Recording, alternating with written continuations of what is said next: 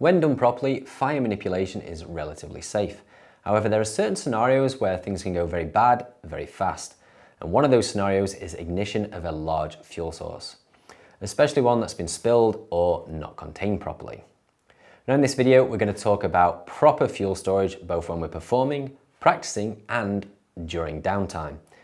It's important to understand though that while we're talking about best practices here, these may need to be adjusted to be in line with your local laws and legislation.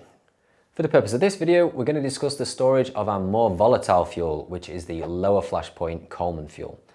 What's safe for this fuel will also be safe for your higher flash point fuels too. But before we talk about prop dipping stations, I want to cover what we do with our fuel when we're not using it. Now, outside of performance and practice, all fuel should be stored in its original container in a cool, well-ventilated place away from direct sunlight.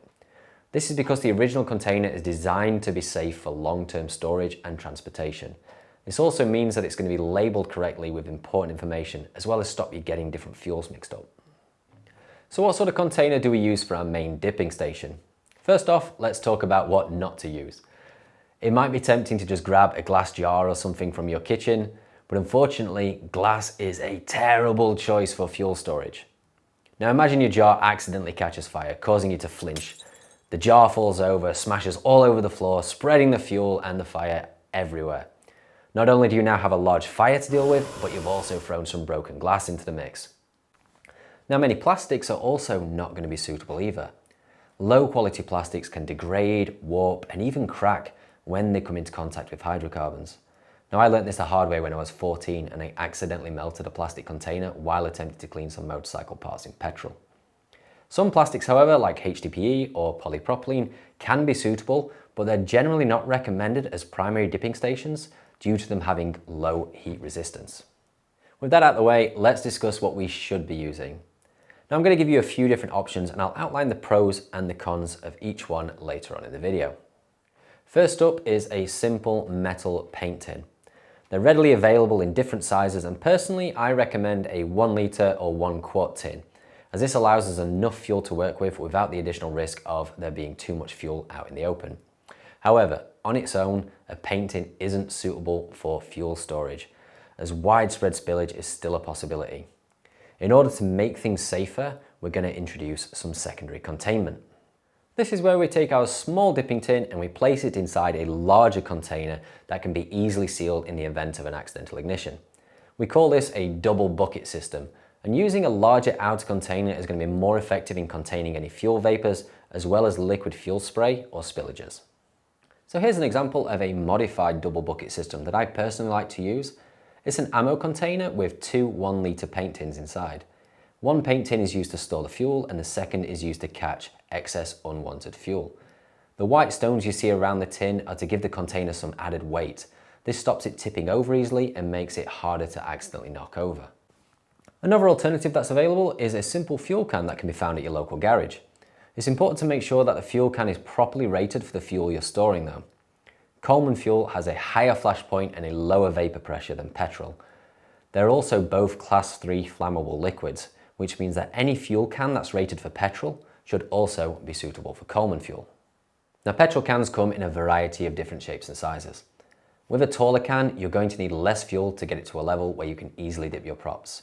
However, with a shorter can, it's going to be more stable, but require more fuel to comfortably cover your prop. Unless you're okay with constantly tilting your fuel can, you'll need to store more fuel in these than you would, say, a paint tin. Typically though, as long as it's not overfilled, a tipped over petrol can isn't going to spread its entire contents everywhere. Petrol cans can also vary in quality, so it's important to test the seal, as I've had plenty fail on me in the past. Also consider the colour of your can. A clear can will be easier to see the contents, whereas a coloured can might leave you guessing.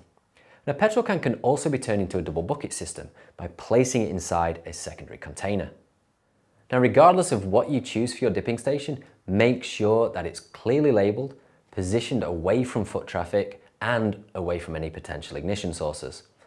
Also, remember that it's important to close your dipping station when it's not in use. Now, all these dipping stations are designed in a way that they can be easily dealt with in the event of your fuel catching fire. It's important that if this happens, that you're able to keep your cool and deal with it safely and professionally. So for this reason, I think it's important to test your dipping station so that you have confidence in it, as well as some experience using it.